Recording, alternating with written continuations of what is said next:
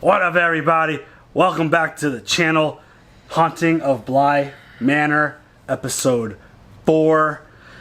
And last episode, we had the lovely pleasure of meeting Peter. I wouldn't call it lovely. I wouldn't call it a pleasure. Sarcasm. Fuck that guy. Him and Rebecca's relationship was really toxic. He was an absolute mental abuser of her. The moment it seemed like she was doing anything in his head, like, he grabbed her, he got jealous that she was trying Owen's cake batter, like, ugh. But also, everybody tried the cake batter, and then that's also gross. Like, keep your germs to yourself. Ugh. Just the way this dude was acting is just, even just grabbing her hand, come back to bed. Yeah. Now. Bitch, and just like no. he was real firm about it, and you know, right at that moment, no, that's the no for me. And then he like proceeds to just leave, and you could tell you're like shit. Yeah, you could tell everyone in the house hates this guy. It seemed like there was animosity even before he left and did everything that he did, and before Rebecca's death. So he appeared at the end of episode 2. The way he appeared made it feel like he was dead. But the way they're talking about him in this last episode is that he's alive and he's around. Yeah. That's just the way he was appearing and disappearing. That, I don't know. I find that to be real sus. Yeah, that made me feel like he was dead. And but then, I don't know. The fact that Dani saw him standing on the balcony, I don't know. That whole situation sounds really crazy. And what does he do? Chilling in the attic? And there was something that was mentioned last episode where Jamie was like, I hope she haunts him every single day that he's alive. I wonder if something has happened to him because maybe of that. Maybe that's linked or tied together, because that would be dope as hell. They're assuming that the crank caller is him looking for her, and like, I don't know. I feel like there's still a whole lot more that needs to play out there, because I'm still leaning, maybe not like 100%, but I'm probably leaning like more 55, 60% that he's dead. But there's still that small percentage that the way they're talking leads me to think that he is still alive and still out there. And yeah, I'm not gonna say, well, I have said many a time, I think he's dead, because it's just weird. Like, you just unless that's... Where would he have gone if he was standing on the... and then he's just... No one ever sees him again until he appears in the window, and then he's gone. If he was appearing to other people, it would be different, but the fact that he's showing up and Dani's the one who's seeing him... Well, Miles... we don't know fainted. if Miles... I mean, we don't know if Miles saw him or not. Right. But he passed out. We've seen him kind of faint a couple times, and like, there's something going on. I mean, obviously there's a lot going on with him because of everything that's happened to him and his family, and his previous, stay in nanny died, and his parents are dead, and the way he got kicked out of school, and all the stuff they had to do there.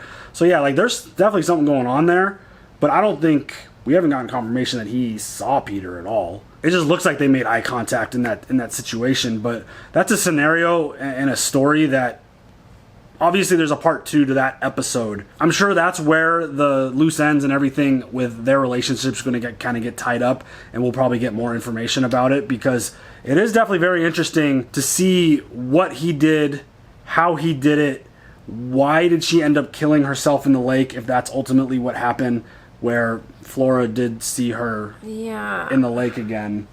Which was creepy as hell. Watching the last episode, it kind of made me feel like, yes, she did commit suicide, because he played so many mind games with her. He was mentally abusive. He was a mentally abusive person. What an asshole. Yeah, and when that like spark hits and the two of them are having fun and it's like a really interesting, fun, new, fresh relationship, and then he hits and turns that quickly on you, that could be really damaging mentally. And like, whether it's short-term or long-term, that kind of behavior that he exhibited, like, that is really, really damaging to a person's mentality. And, well, I mean, like, we'll see where that goes with her. You're not able to, like, see it right off. I mean, maybe somebody from the outside could see it, but while you're in it, you're wanting the relationship to work, so you're not really like, oh, this is bad. Maybe this is really bad. So, I mean, I see that she's kind of blinded by love at the moment. Yeah, and there was even a moment where she was off with him up in the parents' room where they weren't supposed to be, and she knew better. She was supposed to be taking care of the children who were outside all alone, and Mrs. Gross came in and laid down the law and gave him an ears full, because that's one of the moments where it's like, ooh, we don't, like, even before all this stuff went down, we don't like him. Mm-mm. Like, there's something about him that is way off. Arrogant, abusive a-hole. So seeing how that plays into the rest of the story is going to be really interesting to see. And there were a lot of other like little things that kind of played out in this episode. Dani had another really kind of spooky vision of whoever it is she's seeing with the glasses. Like, that's all we see is just the bright glasses, the dark figure. And then like it's a reflection. But it got sucked into the house, and then she screamed. Like, okay, weird. That's crazy. We still need to figure out exactly what the hell she's dealing with, because she's dealing with a whole lot of shit. But at the same time, she has a new friend, which is very, very adorable. Possible budding romance. Yeah. Her and Jamie had a little moment. Yes, I mean Jamie's adorable. So I mean.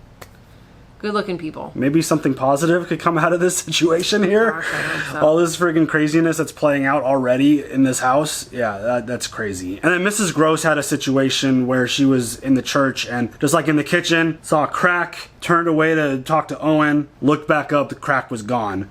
So that's something too. This whole crack thing, how is it playing it? Like, what is it? Like, is it a metaphor for something?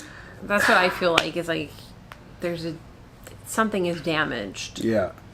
And she has appeared to be super uncomfortable almost in every scene that, like, you could see that she's comfortable in some scenes, but when it like comes to nighttime at the house, she is like jittery, she is uncomfortable, she does not want anything to do with it. But even in the parts where she's comfortable, I don't think she's really comfortable. There's a lot of really eerie shit going on, and I feel like she's the one who shows the emotion of that the most. Yeah. Where she's always the one out praying to the candles that represent people's deaths. She's always kind of just like really skittish about things and kind of uncomfortable.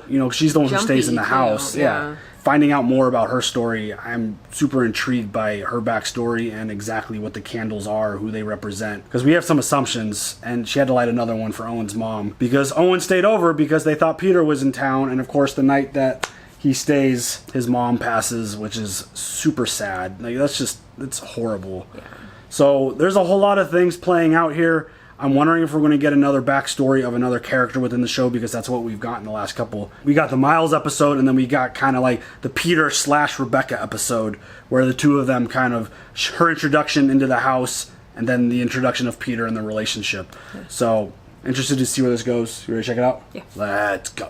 So you have to wear them forever now. Forever until you die? Mom says they make me look extinguished. Yeah. That's Dani's brother. Yeah? Let me try.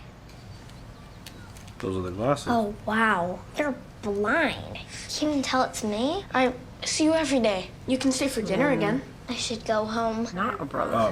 You can stay anytime. I think she wishes she could swap us. Then you'd have to live with my mom. Oh. You're beautiful. You ready for this? I think so. We just have to get through this, and then they'll leave us alone. Oh. Engaged. So something crazy happened to her husband. That's totally him. Right. Yeah, because the hair and the glasses, that makes sense.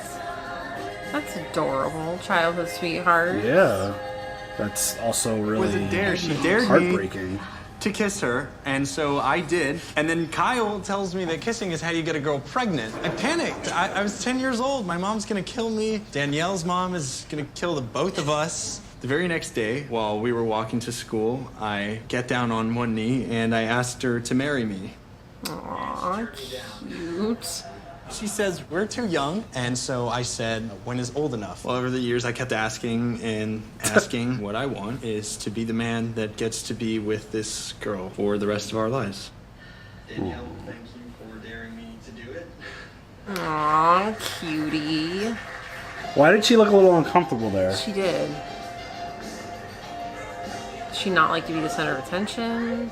This is one of those situations where she was like forced to marry her like best friend kind of thing. Like, the pressure. I remember the first time I met you. You were just the sweetest little thing. You said, "Good morning, Mrs. O'Mara. I'm Danielle, and I'm going to be Edmund's new best friend." Aww. I always hoped I'd have a daughter I could give this to. I'm so proud of my sons, but I don't think this would suit any of them.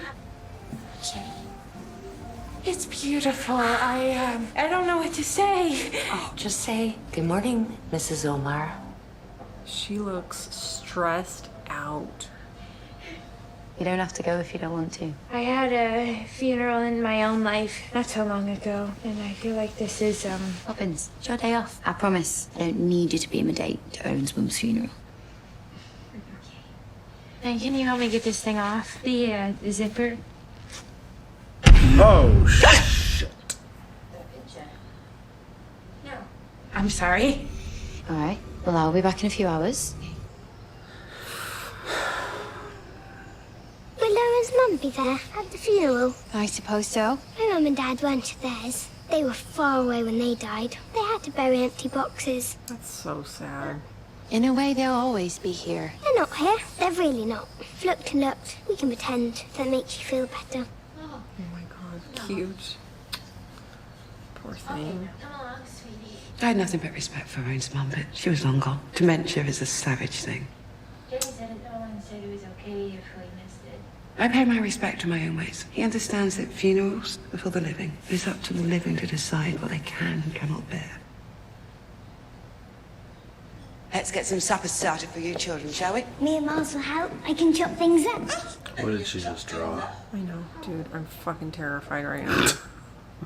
The au pair found that she lit her candle not in remembrance of those that she lost, but to atone for the moments she didn't remember them. Those most recent moments where she'd even been happy to have forgotten them.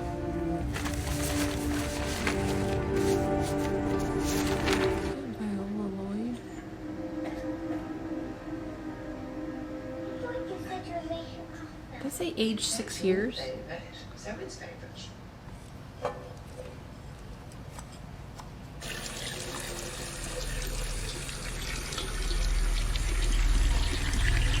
What the fuck is this?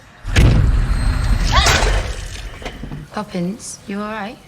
What the hell, dude? No. Yeah, I'm fine. I need a minute. Oh my god. What in the fuck, dude? Okay, he's gotta be real. He's gotta be real.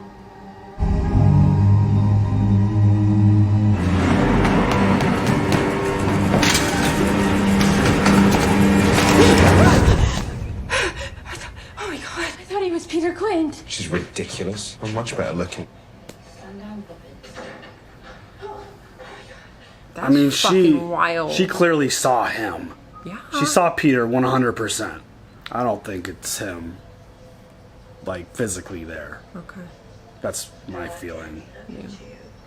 Lucky for Edmund, okay? He's the lucky one in this equation. And I'm happy to say he knows it. You got great shoulders. Thank you. Should wear your hair up on the day. Show them off. So she suppressed her true self Yeah. She definitely felt pressure to marry him. and not be herself. Like Yeah. she wouldn't be accepted or something. But what the fuck happened? You're not dying, you know. Oh, baby. When Mum and Dad died, I thought I was going to die too. I was sure of it. Then I thought, what if I was already dead? But nobody else knew, and I was walking around dead. But everybody could see and hear me. That was dreadful. It only felt like dying, because actually, I was still alive. You have to be to feel that way. It's just really, really sad. Poor baby. That's awful. I didn't even need to be sad anymore. Dead doesn't mean gone. So, you don't need to be sad. Oh my god, she's so sweet. Miss Clayton, I think I ought to be allowed a glass of wine. What? Child? I disagree. You're all having some. Peter let me have wine sometimes. For pity's sake, will we ever hear the end of Peter Quint?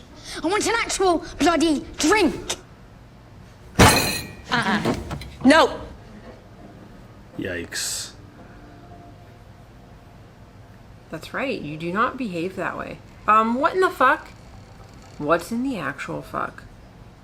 Did that fucking door open on its own?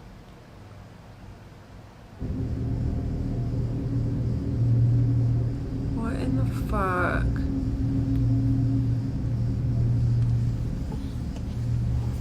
Is that a Peter doll? Right? You've got Peter. Have Miles or you seen Peter Quint? Maybe you let him into the house? We don't let him in the house. It's not how it works. What are you looking at? You do that a lot. You look over my shoulder. What are you looking at? I don't know what you mean. And then she does something creepy like that. Oh my god, what the... Miles really creeps me out. Quite the display, wasn't it? Miles, you and I are a lot alike. I didn't have parents growing up either. My dad died when I was about Flora's age. My mom was alive, but she wasn't really there anymore. So a lot of the times, I had to be my own parent. The kids like us, we're special. We grow up faster than other kids. We really get to choose the grown-ups that we keep in our life. Miles, you've got some great grown-ups to choose for your family, if you want to.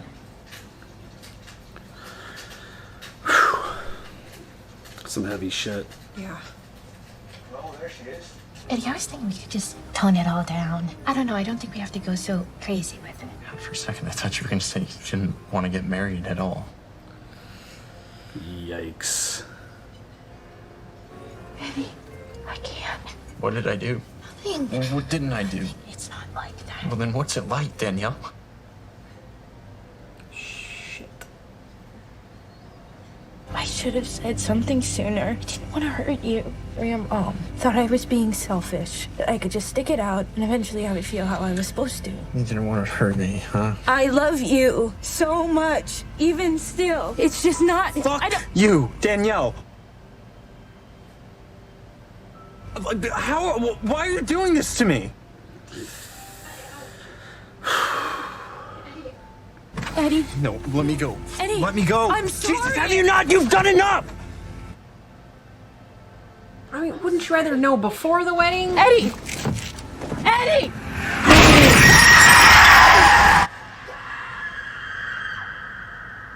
Oh my god. Oh, shit. Eddie! Oh no.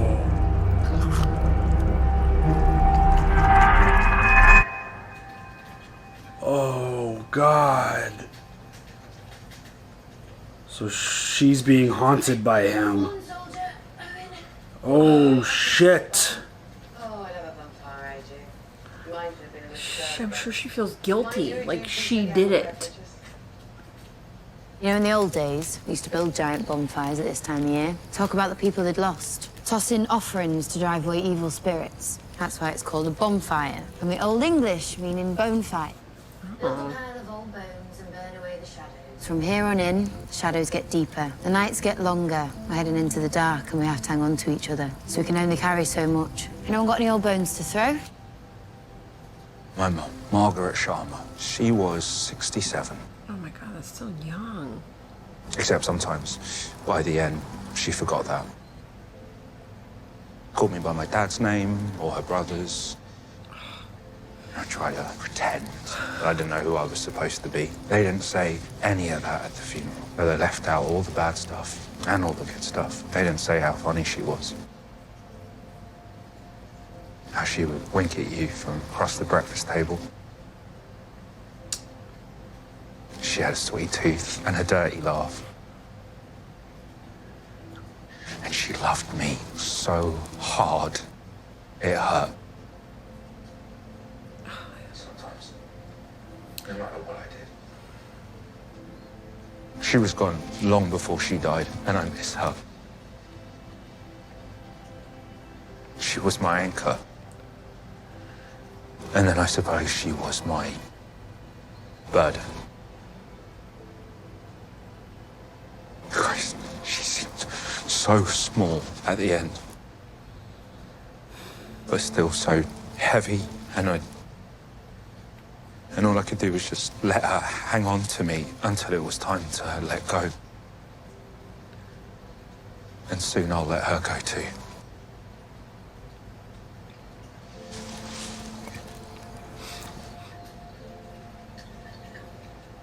That's rough. You alright? Yeah.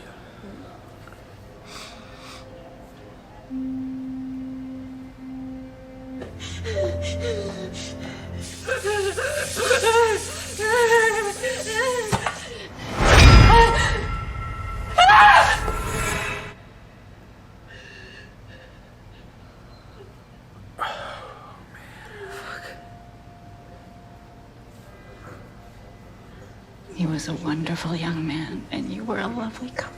Forgive me. Oh, man.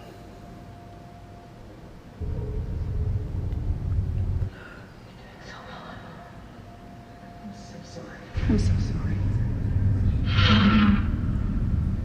They're so fucking creepy. But also incredibly sad. Excuse me!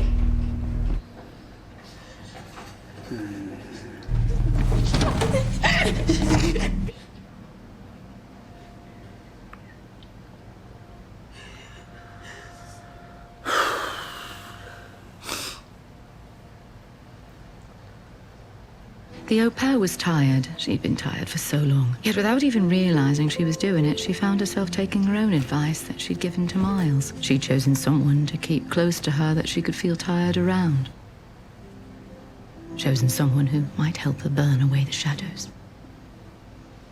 What's wrong? Thought I saw Peter Quint. But it wasn't. No, it's not the first time I've seen things that aren't there. So what else? I told you about my fiance. We were engaged. He died and I see him. I've never told anybody that. I wish he would just come out with the whole thing. We were about to break up. There we go. We had broken up right before. Jesus, Dani, the same day. I'll sort him out for you if I have to. Dead boyfriend! Give it up, mate! It's over! I like Jamie. I know what it feels like. I feel like you can't find you. Are you sure? Yes.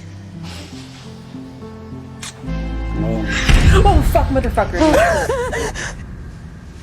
Okay. It's my fault, I'm sorry. Another night, maybe. Another time, maybe. Yikes. Dude. But what the gardener didn't yet understand was that the au pair had been telling herself to wait another night, another time, for years and years. You've not been answering your phone, so I thought I'd come around. It's been a bad time. Oh, of course. I thought you might like to have these. I can't stand to look at them. I couldn't bear to throw them away. Thank you. I actually have some stuff I need to get done. Oh, sure. Please come by for dinner. Okay, I will. Bye-bye now. Bye, sweetheart. That's when she took off. Yeah, I feel like she did.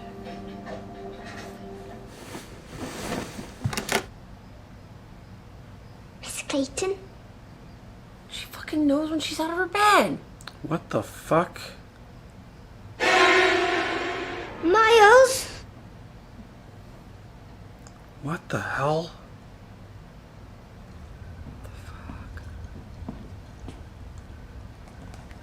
Miss Clayton. Flora had a nightmare. I'm quite frightened. Well, you should be in bed. Not that I won't. There was something horrible and loud in the wardrobe. What is he looking at? A creature under my bed. What the fuck is moving back there? That sounds off.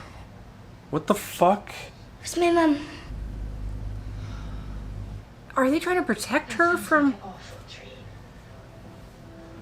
I totally feel like they're trying to distract her from seeing. What is he doing?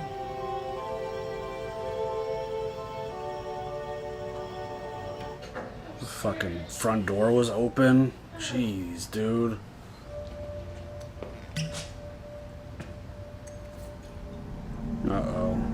Footsteps.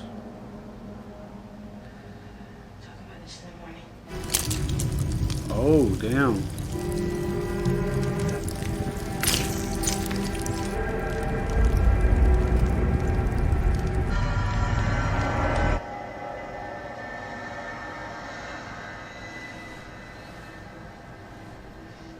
It's just you and me then.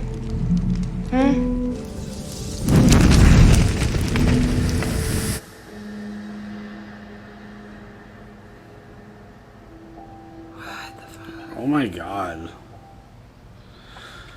That episode was fucking heavy.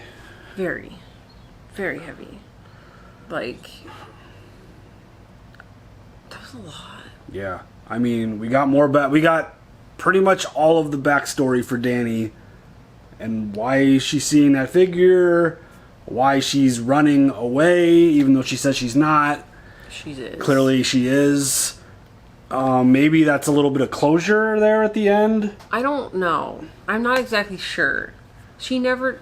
I mean, do you tell his parents, hey, the reason why he died, he was trying to get away from me because I wanted to break up? Like... that whole situation is just... Do you tell them? Do you not tell them? That's tough. That is tough. I mean... How do you explain... Do they need to know? Do they not need to know? But, like, you'd have to tell them everything.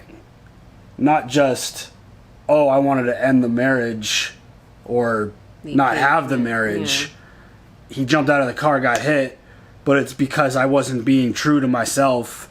I wasn't being who I need to be, and rushed into this situation and married my childhood best friend because he kept pestering me. Like, when he that story makes sense now. Yeah. Because he kept asking and kept asking, and then she was probably just like, I'm not attracted to you. I don't love you that way, but fine, I guess we'll get married. And it's like, that sucks so much that you have to put yourself even into that situation. And God, I feel so horrible for her.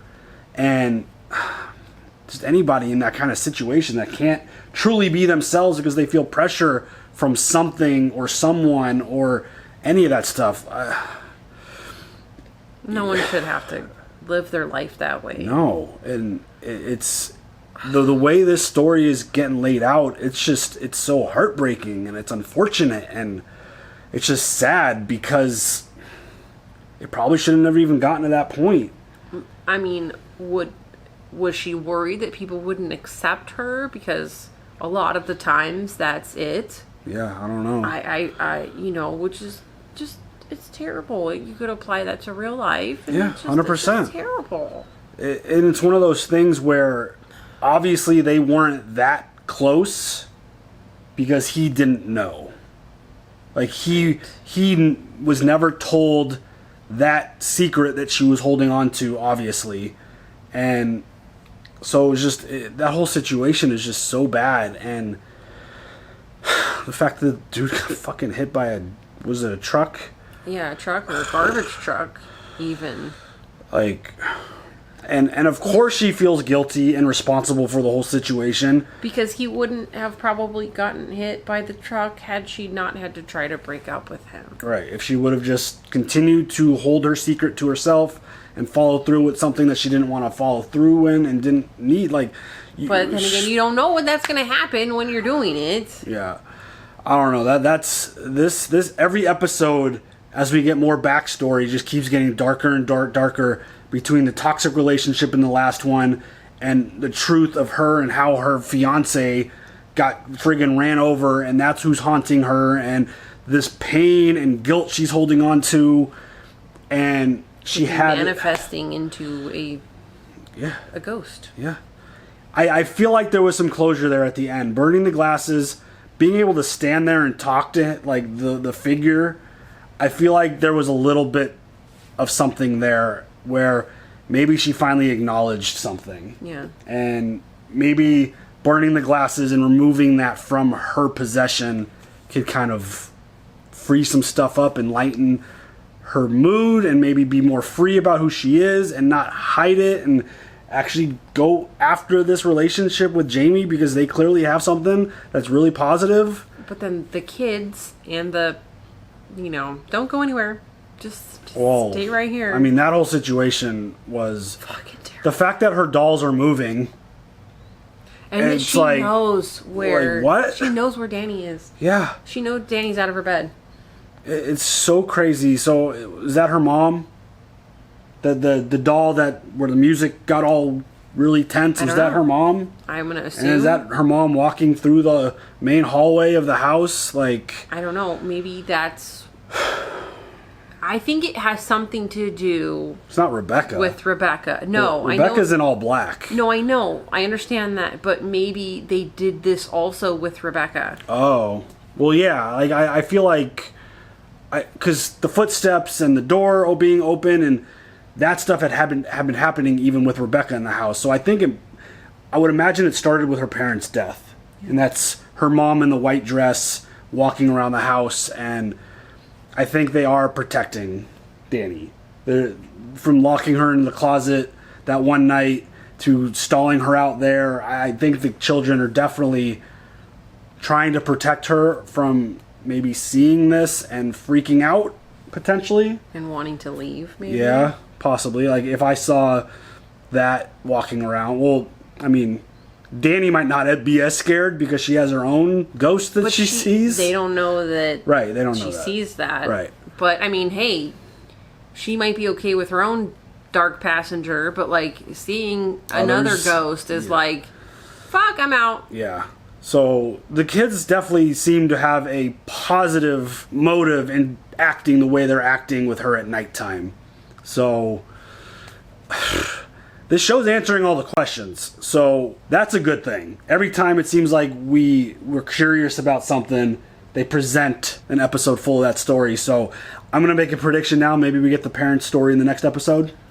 Fingers crossed, man. I'm just going to throw that out there because the whole intro and like the eyes and the what is that shit? Oh yeah, like the open of the show, the opening credits. Yeah, I mean that whole like everything that these folks are dealing with. It has gotten so emotional. It has gotten so heavy with just horrible loss, and it's just I feel like it's just gonna keep going as more things get revealed and more stories open up and more things kind of just get brought up. And you know what I just thought about? What if they're all dead and the ghosts that are walking around are the people that live there? Like it's reverse? Yeah. What was that one with Nicole Kidman? The Others or something? I'm not familiar. Where she and the kids were actually ghosts?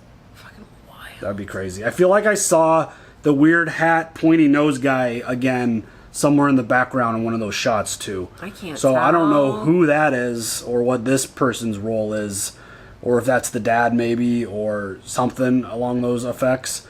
But, yeah, I mean, everything that's going on is just crazy. And, like, Owen's speech about his mama at the fire was that was crushing. Like, I'm a mama's boy. I love my mama very, very much. I'm a mama's girl, man. Yeah.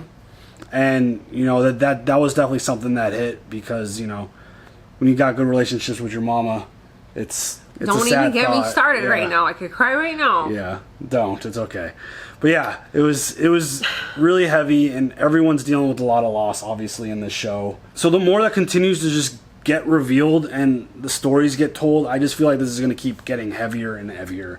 And is there anything more to look into with the way Miles acted at dinner? Like with him snapping, I feel like he's being possessed. Or is there something else in him that's pulling this stuff out of him? Because there are moments where he's a really nice, young, sweet boy who likes to joke around, and then there's certain other moments where it feels like there's a shift in who he is as a child. And obviously he's dealing with a lot. We talked about it, and obviously we've seen what these first 4 episodes have presented in terms of the children. But I feel like it's more than him just dealing with loss as a child. I feel like there have been moments where, like, not only just him fainting or whatever, but him almost snapping out of stuff. Like when he was doing the performance, there was a moment where it seemed like he kind of shook his head like, oh, okay, I'm here, kind of thing. So I feel like there's definitely something pulling that out of him that isn't paranormal type shit is what I'm thinking about. I can't wait to see what happens. So, as emotional as it was a really, really good episode. Yes. And the more story we get, the more background as to what all these people are dealing with, I just think it's just going to keep getting heavier and heavier. Probably. But do you have any other thoughts? All right, y'all. Leave your comments down below. We will catch you guys later. Bye. Love you, Mom.